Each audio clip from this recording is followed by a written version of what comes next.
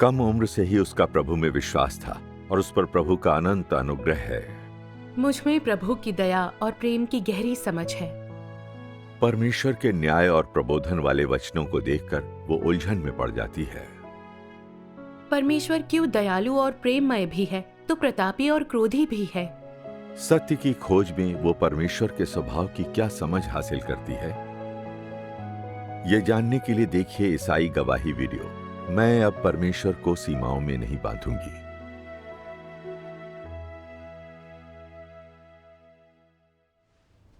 मैं बचपन से प्रभु यीशु में आस्था रख रही थी और साथ ही उसके भरपूर अनुग्रह का आनंद उठा रही थी। इससे मुझे मानवता के प्रति प्रभु यीशु की दया और प्रेम की गहरी समझ हासिल हुई। उसके अनुग्रह के लिए मैं अक्सर उससे याचना करती रहती थी।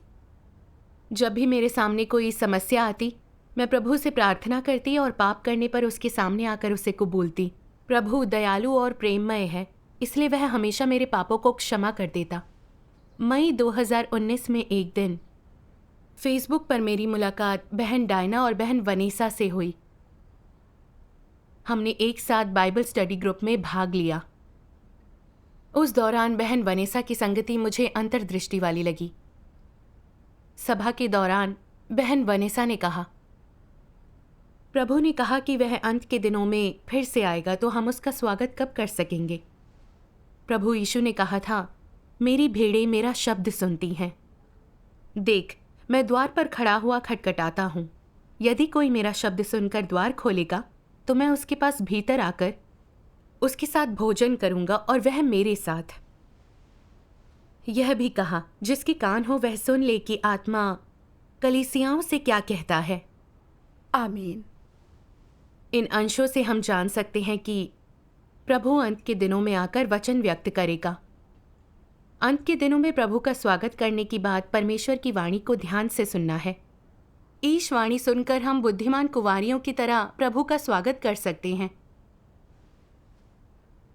बहन वनीसा की संगति सुनकर मुझे बहुत हैरानी हुई। मैंने ऐसी अंतर्दृष्टि वाली बात कभी नहीं सुनी थी। उसने प्रभु का स्वागत करने का गुर पहचान लिया था।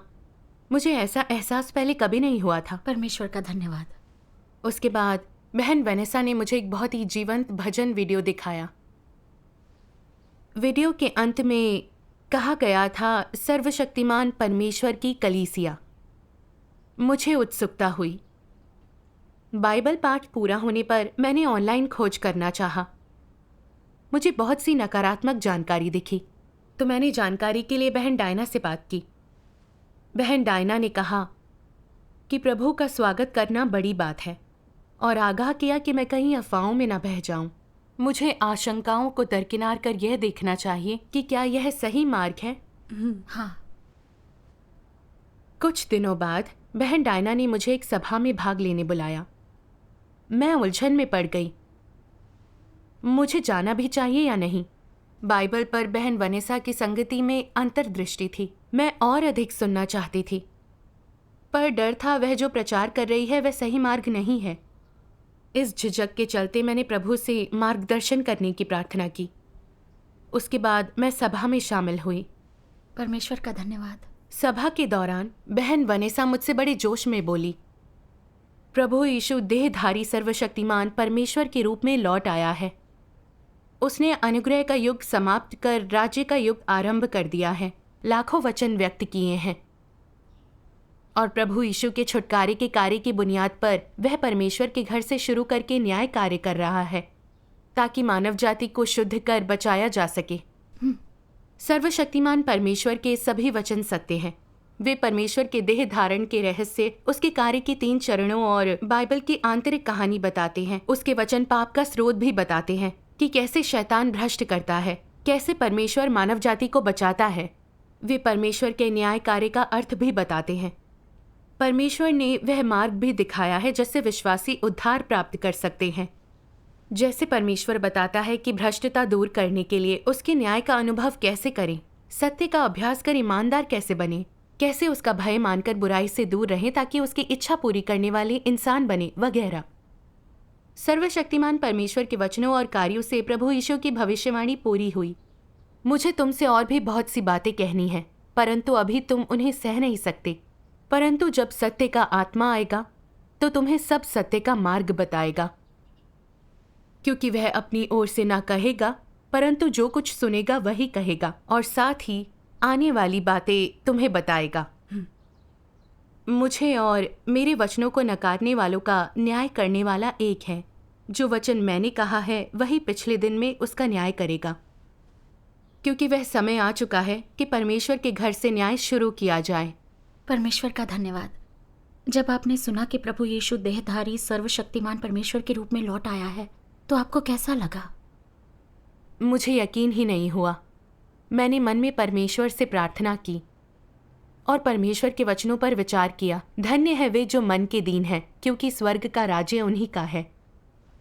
मैंने सोचा, परमेश्वर की वापसी एक बड़ी बात है। आंख मूंद कर नतीजे पर नहीं पहुंच सकती। मुझे विनम्र खोजी बनकर सुनते रहना चाहिए। परमेश्वर का धन्यवाद। उसके बाद बहन वनेसा ने मुझे ईश वचनों का एक अंश पढ़ने को कहा। सर्वशक्तिमान परमेश्वर कहते हैं, अंत के दिनों का मसीह जीवन लाता है और सत्य का स्थायी और शाश्वत मार्ग लाता है। ये सत्य वो मार्ग है जिसके द्वारा मनुष्य जीवन प्राप्त करता है, और यही एकमात्र मार्ग है जिसके द्वारा मनुष्य परमेश्वर को जानेगा और परमेश्वर द्वारा स्वीकृत किया जाएगा। यदि तुम अंत के दिनों के मसीह द्वारा प्रदान किया गया जीवन का मार्ग नहीं खोजते, तो तुम यीशु की स्वीकृति कभी प्राप्त नहीं करोगे और स्वर्ग के राज्य के द्वार में प्रवेश करने के योग्य कभी नहीं हो पाओगे, क्योंकि तुम इतिहास की कठपुतली और कैदी दोनों ही हो। जो लोग नियमों से, शब्दों से नियंत्रित होते हैं और इतिहास की जंजीरों में जकड़े हुए हैं, वे न तो कभी जीवन प्राप्त कर पाएंगे और न ही जीवन का अनंत मार्ग प्राप्त कर पाएंगे। ऐसा इसलिए है क्योंकि उनके पास सिंहासन से प्रवाहित होने वाले जीवन के जल के बजाय बस मैला पानी ही है, जिससे वे हजारों सालों से चिपके हुए हैं। जिन्हें जीवन के जल की आपूर्ति नहीं की जाती, वे हमेशा मुर्दे, शैतान के खिलौने और नरक की संतानें बने रहेंगे। फिर वे परमेश्वर को कैसे देख सकते हैं? यदि तुम केवल अतीत को पकड़े रखने की कोशिश करते हो, केवल जड़वत खड़े रहकर चीजों को जस का तस रखने की कोशिश करते हो और यथास्थिति को बदलने और इतिहास को खारिज करने की कोशिश नहीं करते, तो क्या तुम हमेशा परमेश्वर के विरुद्ध नहीं होगे? परमेश्वर के कार्य के कदम उमड़ती लहरों और घुमड़ते गर्जनों की तरह विशाल और शक्तिशाली हैं। फिर भी तुम निठल्ले बैठकर तबाही का इंतजार करते हो, अपनी नादानी से चिपके हो और कुछ नहीं करते। इस तरह तुम्हें मेमने के पदचिन्हों का अनुसरण करने वाला व्यक्ति कैसे माना जा सकता है? तुम जिस परमेश्वर को थामे हो, उसे उस परमेश्वर के रूप में सही कैसे ठहरा सकते हो, जो हमेशा नया है और कभी पुराना नहीं होता? और तुम्हारी पीली पड़ चुकी किताबों के शब्द तुम्हें नए युग में कैसे ले जा सकते हैं? वे परमेश्वर के कार्य के कदमों को ढूंढने में तुम्हारी अगुवाई कैसे कर सकते हैं? और वे तुम्हें ऊपर स्वर्ग में कैसे ले जा सकते हैं, जिन्हें तुम अपने हाथों में थामे हो वे शब्द हैं जो तुम्हें केवल अस्थाई सांत्वना दे सकते हैं, जीवन देने में सक्षम सत्य नहीं दे सकते। जो शास्त्र तुम पढ़ते हो वे केवल तुम्हारी जिह्वा को समृद्ध कर सकते हैं, और वे दर्शन शास्त्र के वे वचन नहीं हैं जो मानव जीवन को जानने में तुम्हारी मदद कर सकते हों। तुम्हें पूर्णता की ओर ले जाने वाले मार्ग देने की बात तो दूर रही। क्या ये विसंगति तुम्हारे लिए गहन चिंतन का कारण नहीं है? क्या ये तुम्हें अपने भीतर समाहित रहस्यों का बोध नहीं करवाती? क्या तुम अपने बल पर परमेश्वर से मिलने के लिए अपने आप को स्वर्ग पहुंचाने में समर्थ हो? परमेश्वर के आए बिना क्या तुम परमेश्वर के साथ पारिवारिक आनंद मनाने के लिए अपने आप को स्वर्ग में ले जा सकते हो? क्या तुम अभी भी स्वप्न देख रहे हो? तो मेरा सुझाव यह है कि तुम स्वप्न देखना बंद कर दो और उसकी ओर देखो जो अभी कार्य कर रहा है। उसकी ओर देखो जो अब अंत के दिनों में मनुष्य को बचाने का कार्य कर रहा है। यदि तुम ऐसा नहीं करते तो तुम कभी भी सत्य प्राप्त नहीं करोगे और न ही कभी जीवन प्राप्त करोगे। आमीन। पढ़ते पढ़ते मुझे लगने लगा इन वचनों में कुछ तो अलग है और मुझ में इनके प्रति श्रद्धा पैदा होने लगी। ये वचन बहुत ही ज़्यादा कठोर थे। प्रत्येक वचन अधिकार और सामर्थ्य से भरपूर था। लगा ही नहीं कि ये किसी इंसान ने बोले हैं। ऐसे तो केवल परमेश्वर ही बोल सकता है। हाँ, लेकिन फिर यह भी सोचा, यह सही नहीं है। परमेश्वर तो दयालु और प्रेममय है। उसके वचन तो सांत्वना और कोमलता से भरे होते हैं, लेकिन ये वचन बहुत कठोर है, मानव जाति की निंदा करने वाले। क्या ये सचमुच परमेश्वर के वचन हैं? उन वचनों का अधिकार देखकर तो यही लगा कि ये परमेश्वर के वचन ही होने चाहिए, है ना? अगर सर्वशक्तिमान परमेश्वर सच में लौट कर आया प्रभु यीशु है तो उसे बिल्कुल उसी की तरह बोलना चाहिए। उसे दयालु और प्रेममय होना चाहिए। उसके वचन कोमल होने चाहिए। लेकिन सर्वशक्तिमान परमेश्वर की वाणी तो बहुत कठोर है। क्या वह वाकई लौट कर आया प्रभु यीशु हो सकता है?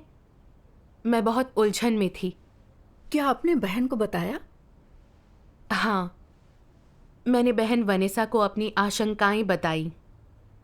उसने मेरे साथ संगति करते हुए कहा, हमने माना है कि परमेश्वर दयालु और प्रेममय है। वह हमसे विनम्र और विचारशील तरीके से बात करता है। इसीलिए अगर उसके वचन कठोर हैं तो वे परमेश्वर के वचन नहीं हैं। लेकिन क्या यह विचार सच में तथ्यों और सच्चाई के अनुरूप है? दरअसल हर युग में परमेश्वर ने न केवल विचारशील और उत्साहजनक वचन बोले हैं, बल्कि उसने लोगों को डांटने और न्याय करने वाले वचन भी बोले हैं। बस हमने इस पर ध्यान नहीं दिया। आइए देखें कि यह बाइबल में कैसे दर्ज है। परमेश्वर यहोवा ने कहा, उसके पहरुए अंधे हैं, वे सबके सब अज्ञानी हैं, वे सबके सब गूंगे कुत्ते हैं जो भौंक नहीं सकते। वे स्वप्न देखने वाले और लेटे रहकर सोते रहना चाहते हैं। वे मरभूखे कुत्ते हैं जो कभी तृप्त नहीं होते। वे चरवाहे हैं जिनमें समझ ही नहीं। उन सब ने अपने अपने लाभ के लिए अपना अपना मार्ग लिया है। और प्रभु यीशु ने कहा, हे सांपों, हे करैतों के बच्चों, तुम नरक के दंड से कैसे बचोगे? पवित्र वस्तु कुत्तों को ना दो और अपने मोती सुअरों के आगे मत डालो। ऐसा ना हो कि वे उन्हें पांव तले रौंदे और पलटकर तुमको फाड़ डालें। आमीन। ऐसे और भी पद हैं। इन पदों से हम जान सकते हैं कि व्यवस्था के युग और अनुग्रह के युग में परमेश्वर लोगों को डांटता था, उनकी निंदा कर उन्हें धिक्कारता था। हालांकि उसके वचन कठोर लगते थे, लेकिन वे एकदम सच्चे थे। वे लोगों के परमेश्वर विरोधी सार को उजागर करते थे।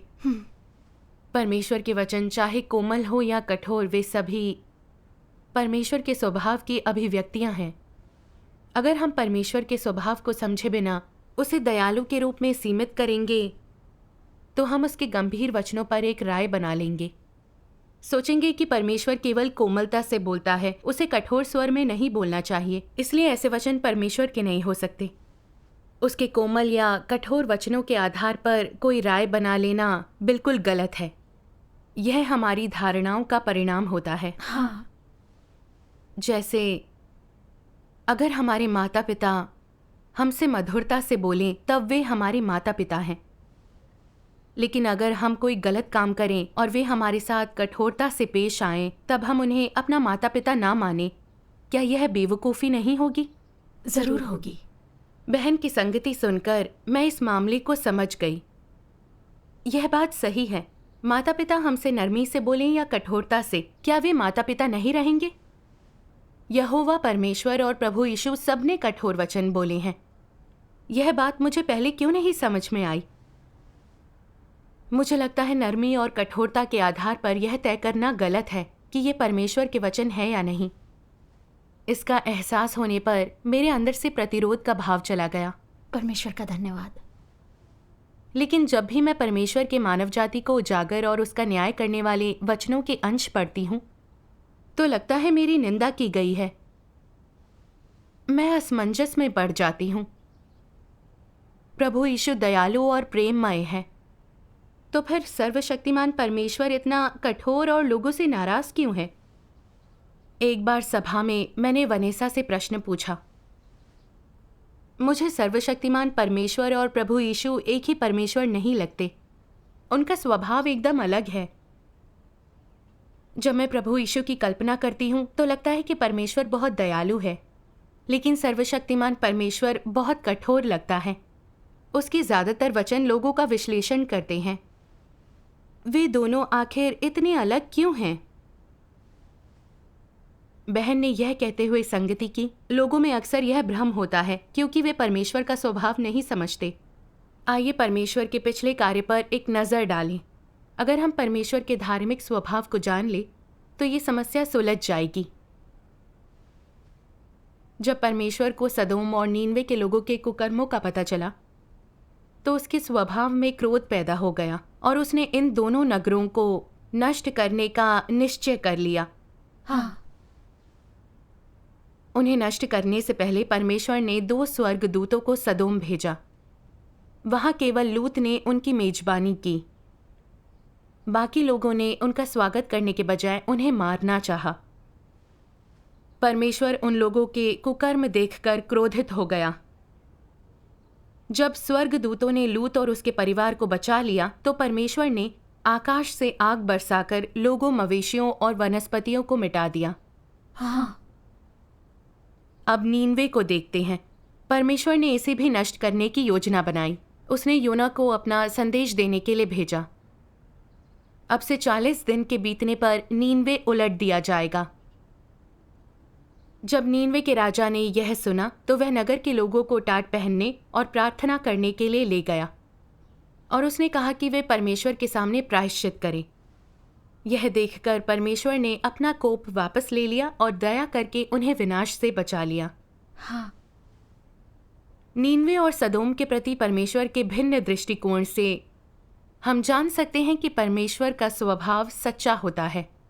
वह न केवल प्रेममय और दयालु है बल्कि प्रतापी भी है। जब लोग पाप करते हैं तो परमेश्वर उन्हें पश्चाताप करने का मौका देकर अपना दयालु स्वभाव दिखाता है।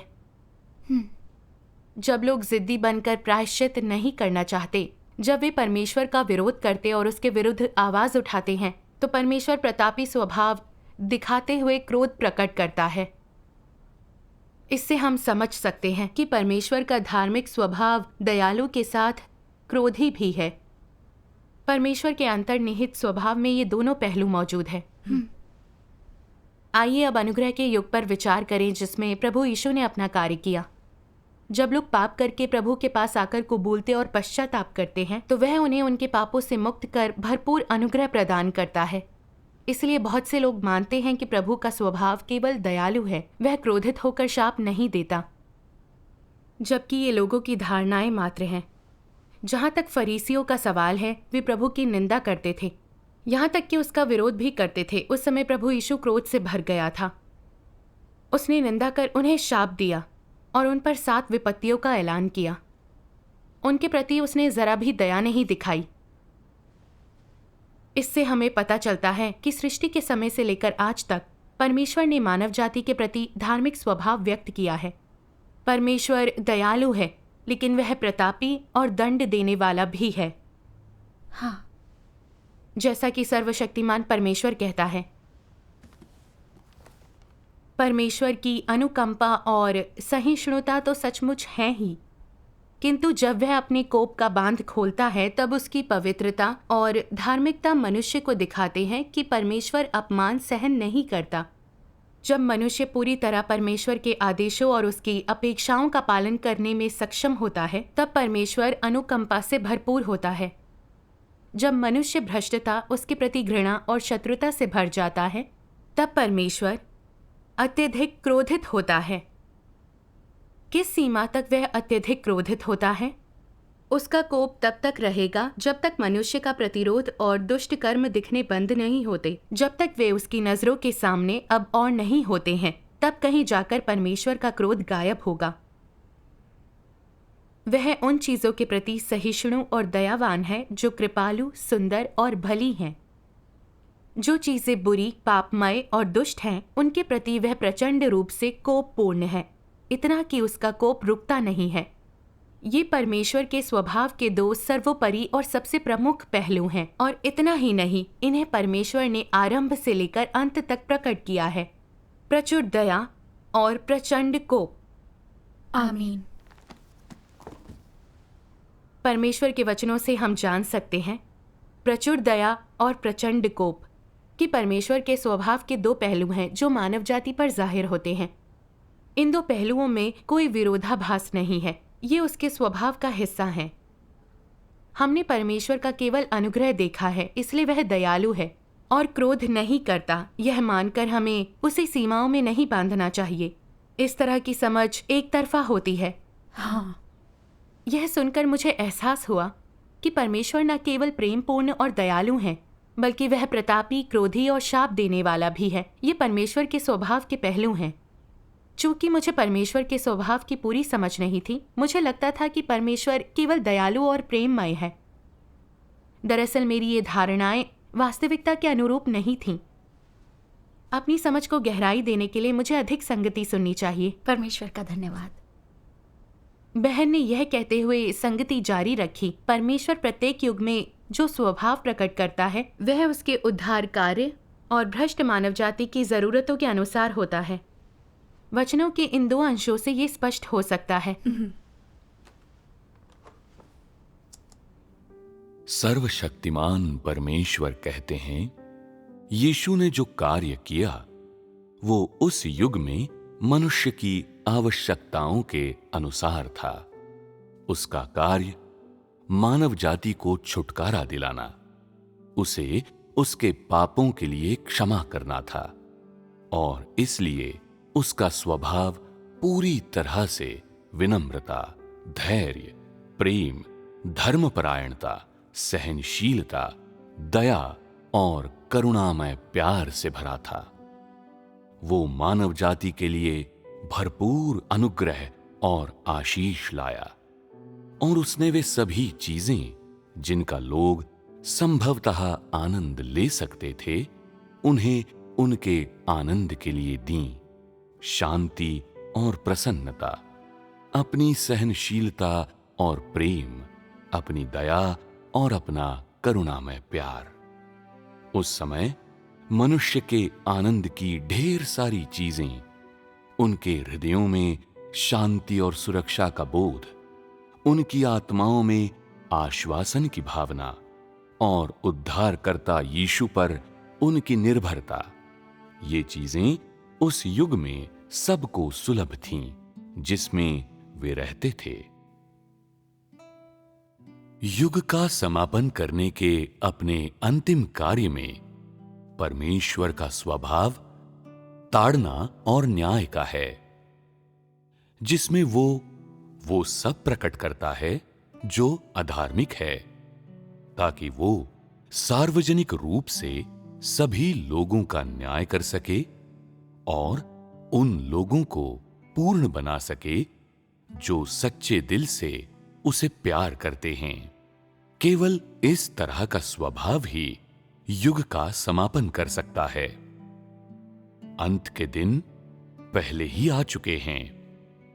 सृष्टि की सभी चीजें उनके प्रकार के अनुसार अलग की जाएंगी और उनकी प्रकृति के आधार पर विभिन्न श्रेणियों में विभाजित की जाएंगी। यही वो क्षण है जब परमेश्वर लोगों के परिणाम और उनकी मंजिल प्रकट करता है। यदि लोग ताड़ना और न्याय से नहीं गुजरते, तो उनकी अवज्ञा और अधार्मिकता को उजागर करने का कोई तरीका नहीं होगा। केवल ताड़ना और न्याय के माध्यम से ही सभी सृजित प्राणियों का परिणाम प्रकट किया जा सकता है। मनुष्य केवल तभी अपने वास्तविक रंग दिखाता है जब उसे ताड़ना दी जाती है और उसका न्याय किया जाता है। बुरे को बुरे के साथ रखा जाएगा, भले को भले के साथ, और समस्त मनुष्यों को उनके प्रकार के अनुसार अलग किया जाएगा। ताड़ना और न्याय के माध्यम से सभी सृजित प्राणियों का परिणाम प्रकट किया जाएगा, ताकि बुरे को दंडित किया जा सके और अच्छे को पुरस्कृत किया जा सके और सभी लोग परमेश्वर के प्रभुत्व के अधीन हो जाएं। ये समस्त कार्य धार्मिक ताड़ना और न्याय के माध्यम से पूरा करना होगा। चूंकि मनुष्य की भ्रष्टता अपने चरम पर पहुंच गई है और उसकी अवज्ञा अत्यंत गंभीर हो गई है, इसलिए केवल परमेश्वर का धार्मिक स्वभाव ही, जो मुख्यतः ताड़ना और न्याय से संयुक्त है और अंत के दिनों में प्रकट होता है, मनुष्य को रूपांतरित कर सकता है और उसे पूर्ण बना सकता है। केवल ये स्वभाव ही बुराई को उजागर कर सकता है और इस तरह सभी अधार्मिकों को गंभीर रूप से दंडित कर सकता है। इसलिए इसी तरह का स्वभाव युग के महत्व के साथ व्याप्त होता है और प्रत्येक नए युग के कार्य की खातिर उसके स्वभाव का प्रकटन और प्रदर्शन अभिव्यक्त किया जाता है। ऐसा नहीं है कि परमेश्वर अपने स्वभाव को मनमाने और निरर्थक ढंग से प्रकट करता है।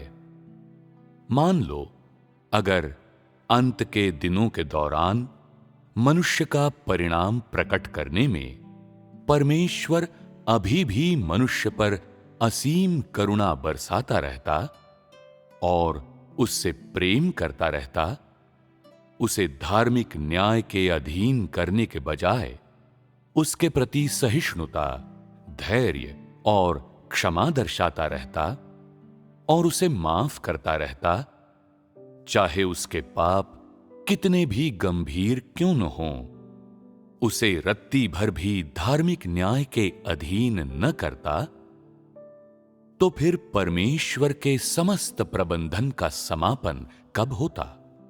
कब इस तरह का कोई स्वभाव सही मंजिल की ओर मानव जाति की अगुवाई करने में सक्षम होगा? उदाहरण के लिए, एक ऐसे न्यायाधीश को लो जो हमेशा प्रेममय है, एक उदार चेहरे और सौम्य हृदय वाला न्यायाधीश। वो लोगों को उनके द्वारा किए गए अपराधों के बावजूद प्यार करता है और वो उनके प्रति प्रेममय और सहिष्णु रहता है, चाहे वे कोई भी हों। ऐसी स्थिति में वो कब न्यायोचित निर्णय पर पहुंचने में सक्षम होगा? अंत के दिनों के दौरान केवल धार्मिक न्याय ही मनुष्यों को उनके प्रकार के अनुसार पृथक कर सकता है और उन्हें एक नए राज्य में ला सकता है। इस तरह परमेश्वर के न्याय और ताड़ना के धार्मिक स्वभाव के माध्यम से समस्त युग का अंत किया जाता है। आमीन। बहन ने संगति करते हुए कहा, व्यवस्था के युग में यहोवा परमेश्वर ने अपने अभिशाप और क्रोधयुक्त स्वभाव से स्वयं को अभिव्यक्त किया। उस दौरान लोगों में समझ की भारी कमी थी। उन्हें पता ही नहीं था कि पाप क्या होता है, कैसे जीना चाहिए या आराधना कैसे करनी चाहिए। तो उस समय की उनकी ज़रूरतों के अनुसार परमेश्वर ने लोगों के मार्गदर्शन के लिए व्यवस्थाएं जारी की। परमेश्वर की व्यवस्थाओं का पालन करने वालों को उसकी दया प्राप्त हुई, लेकिन जिन्होंने व्यवस्था का उल्लंघन किया वे परमेश्वर की स्वर्गिक आग में झुलस गए। लेकिन व्यवस्था के युग के अंत में जैसे जैसे लोग ज्यादा भ्रष्ट होते गए, ना चाहते हुए भी व्यवस्था का उल्लंघन करने लगे। अगर उनके कार्यों को व्यवस्था के अनुसार आंका जाता तो उन्हें मार दिया जाता। फिर अनुग्रह के युग में परमेश्वर ने स्वयं मानव जाति को उनकी आवश्यकताओं के अनुसार छुटकारा दिलाने के लिए देहधारी होकर अपना दयालु स्वभाव दिखाया और लोगों को भरपूर अनुग्रह प्रदान किया, उनके साथ प्रेमपूर्ण व्यवहार किया और उनके पाप क्षमा किए और अंततः उन्हें उनके पापों से छुटकारा दिलाते हुए सूली पर चढ़ गया। हाँ, उसने उनकी सजा माफ कर दी और जीवित रहने दिया। अनुग्रह के युग में अगर परमेश्वर अपने स्वभाव को शाप और क्रोध के रूप में व्यक्त करना जारी रखता तो लोगों के पाप कभी क्षमा नहीं होते। व्यवस्था के तहत लोगों को कभी छुटकारा न मिलता। मानव जाति शून्य हो जाती और वह वहां ना होती जहां आज है। परमेश्वर ने अनुग्रह के युग में अपना दयालु और प्रेममय स्वभाव व्यक्त किया। अगर लोग परमेश्वर के सामने आकर उसका छुटकारा स्वीकारते हैं तो पाप क्षमा हो जाएंगे। अंत के दिनों में लोग बहुत ज्यादा भ्रष्ट हो गए हैं। प्रभु यीशु के हाथों छुटकारा पाने और पाप क्षमा किए जाने के बावजूद अहंकार, विश्वासघात, बुराई और दुष्टता जैसी हमारी पापी प्रकृति अभी भी हमारे भीतर समाई हुई है। हमारा शैतानी स्वभाव अभी भी पूरी तरह से दूर नहीं हुआ, इसलिए हम अभी भी झूठ बोलते हैं, पाप करते हैं, परमेश्वर के राज्य में प्रवेश करने योग्य नहीं है। सही है। हमें पाप से पूरी तरह मुक्त करने के लिए परमेश्वर ने फिर से देह धारण किया है। वह प्रभु यीशु के कार्य की नींव पर न्याय और शुद्धिकरण का कार्य कर रहा है ताकि हमारा शैतानी स्वभाव समूल नष्ट हो सके, हमारे पाप दूर हो सके और परमेश्वर के प्रति समर्पित और श्रद्धावान हो सके और अंततः हम उसके राज्य में ले जाए जा सके। परमेश्वर का धन्यवाद। अपने कार्य की जरूरतों के कारण परमेश्वर अब अपना दयालु और प्रेममय स्वभाव व्यक्त नहीं करता, बल्कि इंसान के भ्रष्ट स्वभाव का न्याय करने और उसे उजागर करने के लिए अपना प्रतापी और क्रोधी स्वभाव प्रकट करता है। ऐसा करके ही वह मानवता को रूपांतरित और शुद्ध कर सकता है।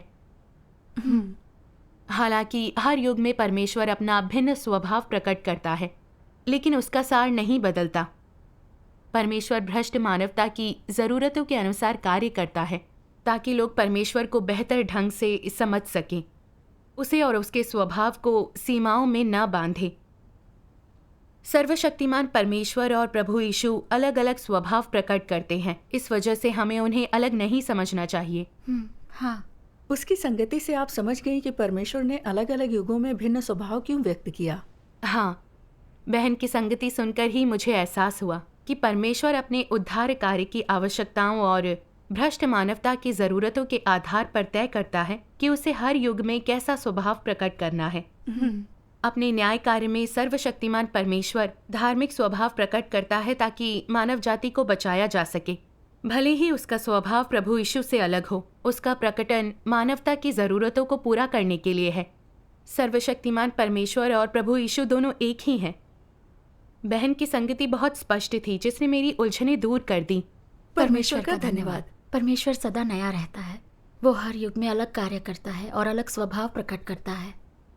परमेश्वर के स्वभाव को ना समझ पाने पर इंसान उसका विरोध करने लगता है। सही बात है। अगली सभा में बहन वनेसा ने मुझे परमेश्वर के वचनों का एक और अंश पढ़कर सुनाया। हाँ। परमेश्वर द्वारा मनुष्य की पूर्णता किनसे संपन्न होती है? वह उसके धार्मिक स्वभाव द्वारा संपन्न होती है। परमेश्वर के स्वभाव में मुख्यतः धार्मिकता, क्रोध, प्रताप, न्याय और शाप हैं, और वह मनुष्य को मुख्य रूप से न्याय द्वारा पूर्ण बनाता है। कुछ लोग नहीं समझते और पूछते हैं कि क्यों परमेश्वर न्याय और शाप के द्वारा ही मनुष्य को पूर्ण बना सकता है। वे कहते हैं, परमेश्वर के शाप से क्या मनुष्य मर नहीं जाएगा? यदि वह न्याय करे तो क्या वह दोषी नहीं ठहरेगा?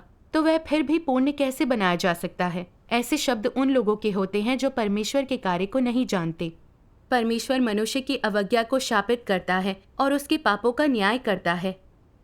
यद्यपि वह कठोरता और निर्ममता से बोलता है, वो सब प्रकट करता है जो मनुष्य के भीतर होता है, और इन कठोर वचनों के द्वारा वो सब प्रकट करता है जो मूलतः मनुष्य के भीतर होता है। फिर भी ऐसे न्याय द्वारा वह मनुष्य को देह के सार का गहन ज्ञान प्रदान करता है, और इस प्रकार मनुष्य परमेश्वर के समक्ष समर्पण कर देता है। मनुष्य की देह पाप और शैतान की है।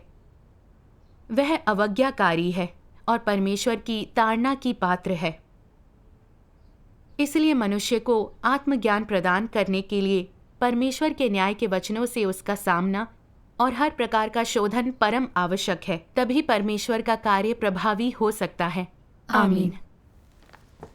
अंत के दिनों में परमेश्वर इंसान को बचाने के लिए धार्मिक और प्रतापी स्वभाव व्यक्त करता है। इसमें बहुत गहरा अर्थ समाया है। वाकई, अगर परमेश्वर अंत के दिनों में लोगों के प्रति दयालु बना रहे और धार्मिक न्याय न करे तो हम खुद को नहीं जान पाएंगे। फिर हमारे शुद्ध होकर बचाए जाने की तो बात ही अलग है। हाँ, बहन वनेसा ने अपनी संगति में यही बात कही थी। उसने कहा, परमेश्वर का न्याय कार्य मानव जाति के उद्धार में कार्य का अंतिम चरण है, और यह उसकी 6000 साल की प्रबंधन योजना का अंतिम छोर है। अपना धार्मिक स्वभाव व्यक्त करते हुए वह पूरे युग को समाप्त कर रहा है और सबको उसकी किस्म के अनुसार अच्छे और बुरे में छांट रहा है। अगर परमेश्वर केवल दयालु स्वभाव ही व्यक्त करे, हमेशा सहनशील और क्षमाशील बना रहे, तो फिर हम कितने भी पाप करें, हम अपने पापों से कभी मुक्त नहीं हो पाएंगे और हमेशा के लिए शैतान के कब्जे में रहकर तबाह होते रहेंगे। फिर कभी भी परमेश्वर का उद्धार कार्य पूरा नहीं हो पाएगा और ना ही कभी अच्छे बुरे में ठीक से भेद हो पाएगा। सही है। इसलिए अंत के दिनों में परमेश्वर अपना धार्मिक, प्रतापी और क्रोधी स्वभाव व्यक्त करता है और कठोर भाषा से लोगों की शैतानी प्रकृति को उजागर करता है। सत्य से प्रेम करने वाले खुद को जानकर परमेश्वर के वचनों का न्याय स्वीकार लेते हैं, परमेश्वर के स्वभाव को समझ लेते हैं।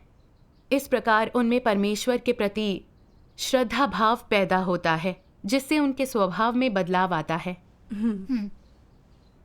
जो सत्य से ऊबे होते हैं, परमेश्वर के न्याय और ताड़ना को नकार देते हैं, उन्हें परमेश्वर उजागर कर त्याग देता है। इस तरह सबको उनकी किस्म के अनुसार छांटा जाता है। मुझे एहसास हुआ, अगर सर्वशक्तिमान परमेश्वर अपना न्याय कार्य वैसे ही करे जैसे प्रभु यीशु ने छुटकारे का कार्य किया था, अगर वह लोगों पर दया दिखाए और बिना कठोर हुए उनका न्याय करे, तो वह हर एक को उसकी किस्म के अनुसार नहीं छांट पाएगा। फिर पापी और परमेश्वर विरोधी प्रकृति कभी दूर नहीं होगी। तब हम परमेश्वर के राज्य में प्रवेश नहीं कर पाएंगे। अंत के दिनों में उसके स्वभाव की धार्मिकता, प्रताप, न्याय और ताड़ना में गहरा अर्थ छिपा है। हाँ। बाद में हमने सर्वशक्तिमान परमेश्वर के वचनों के 2 अंश पढ़े, जिनसे मुझे परमेश्वर के अंत के दिनों के कार्य और उसके द्वारा व्यक्त स्वभाव की समझ हासिल हुई।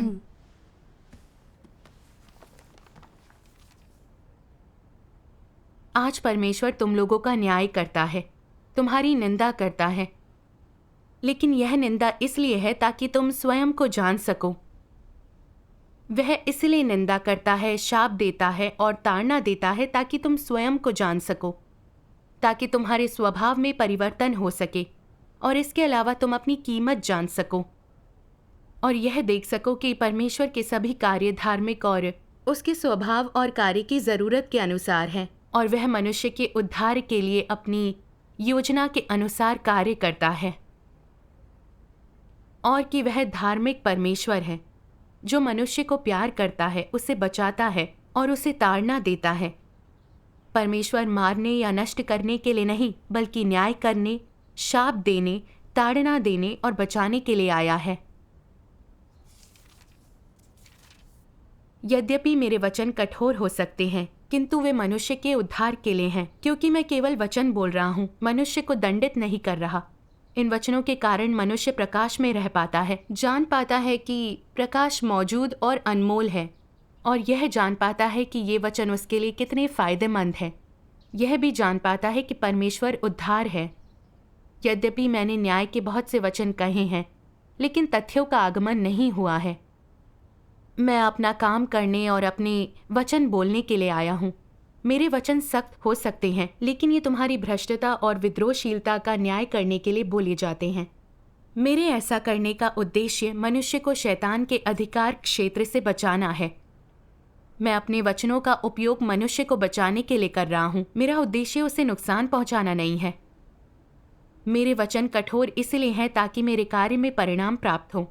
ऐसे कार्य से ही मनुष्य खुद को जान सकता है और विद्रोही स्वभाव से दूर हो सकता है। आमीन। आमीन। बहन वनेसा ने कहा, परमेश्वर के वचनों से हम जान सकते हैं परमेश्वर अपने वचनों से लोगों का न्याय और शुद्धिकरण करता है। उसके वचन कितने भी कठोर और कटु हों, उनका उद्देश्य होता है कि अपनी भ्रष्टता की सच्चाई पहचान कर शैतान के दुष्प्रभाव से मुक्त हों और परमेश्वर का उद्धार प्राप्त करें। सही बात है। हम सब जानते हैं कि परमेश्वर का स्वभाव धार्मिक और पवित्र है, जबकि शैतान के हाथों भ्रष्ट हुए हम इंसान सांसारिक प्रवृत्तियों के पीछे भागते हैं, धन दौलत के लिए आपस में लड़ते हैं, एक दूसरे के खिलाफ साजिश रचते हैं। हम में सच्चे इंसान की झलक नहीं होती। यहाँ तक प्रभु के विश्वासी भी परमेश्वर की अपेक्षाओं पर खरे नहीं उतर पाते। परमेश्वर से अनुग्रह और आशीष मांगते रहते हैं। वे जो भी योगदान करते हैं वह सिर्फ स्वर्ग में प्रवेश करने के लिए होता है, ना कि इसलिए कि वे प्रभु से प्रेम करते हैं। ये सब केवल अपना मकसद पूरा करने के लिए होता है। हाँ। कुछ धार्मिक अगुआ विनम्र, धैर्यवान, परमेश्वर के उत्साही सेवक दिखते हैं, लेकिन लोगों से प्रशंसा पाने के लिए वे अपने उपदेशों में अपनी ही गवाही देते हैं। जब परमेश्वर देह धारण कर प्रकट हुआ तो किसी ने उसका स्वागत नहीं किया। उसकी वापसी की निंदा करने के लिए पूरे धार्मिक जगत ने नास्तिक सरकार के साथ मिलकर सर्वशक्तिमान परमेश्वर की कलीसिया को बदनाम किया और जानबूझकर झूठ फैलाया। हाँ। यानी पूरी मानव जाति परमेश्वर की निंदा और विरोध कर रही है और उसके आगमन को नकार रही है, जैसा कि बाइबल कहती है, और सारा संसार उस दुष्ट के वश में पड़ा है। भ्रष्ट मानव जाति परमेश्वर का विरोध करती है। सभी लोग शैतान और सांपों की तरह हैं। परमेश्वर जब भ्रष्टता की वास्तविकता को उजागर करने के लिए कठोर वचन व्यक्त करता है, तो सत्य से प्रेम करने वाले ही अपना परमेश्वर विरोधी और उससे दगा करने वाला शैतानी स्वभाव पहचान पाते हैं, समझ पाते हैं कि आस्था में वे परमेश्वर को जानना नहीं चाहते। उनका मकसद परमेश्वर का आशीर्वाद पाना और उससे सौदेबाजी करना होता है। वे शैतान के हाथों भ्रष्टता की कड़वी सच्चाई को देखकर पश्चाताप करते हैं, परमेश्वर की अपेक्षाओं के अनुसार कार्य करने की शपथ लेते हैं और वे इंसानों की तरह जी पाते हैं। इससे हम जान सकते हैं कि परमेश्वर के वचन चाहे कितने भी कठोर और कटु हों, वे हमारी भ्रष्टता की सच्चाई को उजागर करते हैं और सुन्न आत्माओं को पुनर्जीवित करते हैं। इससे अपने भ्रष्ट सार को पहचान कर हम पाप की बेड़ियों से मुक्त और शुद्ध हो जाते हैं। परमेश्वर के प्रबोधन और न्याय के कठोर वचन हमें स्वयं को जानने और बचाए जाने के लिए बहुत फायदेमंद हैं। परमेश्वर का धन्यवाद। अंत के दिनों में न्याय और उजागर करते ईश वचन भले ही कठोर हों, लेकिन ये हमारा उद्धार करते हैं। हाँ, बहन वनेसा की संगति सुनकर मुझे लगा कि परमेश्वर ने हमारे असली स्वरूप को उजागर करने के लिए इतने कठोर वचन व्यक्त किए हैं। यह उसका उद्धार है, निंदा नहीं। मुझे ख्याल आया कि कैसे मैं सिर्फ अनुग्रह के लिए आस्था रखती थी, यहाँ तक कि परमेश्वर को दयालु के रूप में सीमित कर दिया था। कैसे मैं उसके कठोर वचनों को पहचानने में नाकाम रही। मैं बहुत विवेक शून्य थी। तब से मैं परमेश्वर के कठोर और न्यायपूर्ण वचनों को स्वीकारने लगी, बल्कि मेरे मन में और वचन पढ़ने की इच्छा जागी। मुझे यकीन हो गया कि सर्वशक्तिमान परमेश्वर ही लौट कर आया प्रभु यीशु है। परमेश्वर का धन्यवाद। परमेश्वर के अंत के दिनों के कार्य के सत्य होने की पुष्टि के बाद मैं सभाओं में भाग लेने लगी। एक दिन मैंने परमेश्वर के वचनों का यह अंश देखा। सर्वशक्तिमान परमेश्वर कहते हैं, यदि लोग अनुग्रह के युग में अटके रहेंगे तो वे कभी भी अपने भ्रष्ट स्वभाव से छुटकारा नहीं पाएंगे। परमेश्वर के अंतर्निहित स्वभाव को जानने की बात तो दूर, यदि लोग सदैव अनुग्रह की प्रचुरता में रहते हैं परंतु उनके पास जीवन का वो मार्ग नहीं है जो उन्हें परमेश्वर को जानने और उसे संतुष्ट करने का अवसर देता है, तो वे उसमें अपने विश्वास से उसे वास्तव में कभी भी प्राप्त नहीं करेंगे। इस प्रकार का विश्वास वास्तव में दयनीय है। जब तुम इस पुस्तक को पूरा पढ़ लोगे, जब तुम राज्य के युग में देहधारी परमेश्वर के कार्य के प्रत्येक चरण का अनुभव कर लोगे, तब तुम महसूस करोगे कि अनेक वर्षों की तुम्हारी आशाएं अंततः साकार हो गई हैं। तुम महसूस करोगे कि केवल अब तुमने परमेश्वर को वास्तव में आमने सामने देखा है। केवल अब तुमने परमेश्वर के चेहरे को निहारा है, उसके व्यक्तिगत कथन सुने हैं, उसके कार्य की बुद्धिमत्ता को सराहा है और वास्तव में महसूस किया है कितना वास्तविक और सर्वशक्तिमान है वो। तुम महसूस करोगे कि तुमने ऐसी बहुत सी चीजें पाई हैं जिन्हें अतीत में लोगों ने न कभी देखा था न ही प्राप्त किया था। इस समय तुम स्पष्ट रूप से जान लोगे कि परमेश्वर पर विश्वास करना क्या होता है और परमेश्वर की इच्छा के अनुरूप होना क्या होता है। निस्संदेह यदि तुम अतीत के विचारों से चिपके रहते हो और परमेश्वर के दूसरे देह धारण के तथ्य को अस्वीकार या उससे इनकार करते हो, तो तुम खाली हाथ रहोगे और कुछ नहीं पाओगे और अंततः परमेश्वर का विरोध करने के दोषी ठहराए जाओगे। वे जो सत्य का पालन करते हैं और परमेश्वर के कार्य के प्रति समर्पण करते हैं, उनका दूसरे देहधारी परमेश्वर सर्वशक्तिमान के नाम पर दावा किया जाएगा। वे परमेश्वर का व्यक्तिगत मार्गदर्शन स्वीकार करने में सक्षम होंगे। वे अधिक और उच्चतर सत्य तथा वास्तविक जीवन प्राप्त करेंगे। वे उस दृश्य को निहारेंगे जिसे अतीत के लोगों द्वारा पहले कभी नहीं देखा गया था। तब मैंने उसे, जो मुझसे बोल रहा था, देखने के लिए अपना मुंह फेरा और पीछे घूमकर मैंने सोने की 7 दीवटें देखीं और उन दीवटों के बीच में मनुष्य के पुत्र सदृश एक पुरुष को देखा जो पांवों तक का वस्त्र पहने और छाती पर सोने का पटुका बांधे हुए था। उसके सिर और बाल श्वेत ऊन और पाले के समान उज्जवल थे और उसकी आंखें आग की ज्वाला के समान थीं। उसके पांव उत्तम पीतल के समान थे जो मानो भट्ठी में तपाया गया हो, और उसका शब्द बहुत जल के शब्द के समान था। वो अपने दाहिने हाथ में 7 तारे लिए हुए था, और उसके मुख से तेज दोधारी तलवार निकलती थी। उसका मुंह ऐसा प्रज्वलित था जैसा सूर्य कड़ी धूप के समय चमकता है। ये दृश्य परमेश्वर के संपूर्ण स्वभाव की अभिव्यक्ति है, और उसके संपूर्ण स्वभाव की ये अभिव्यक्ति वर्तमान देह धारण में परमेश्वर के कार्य की अभिव्यक्ति भी है।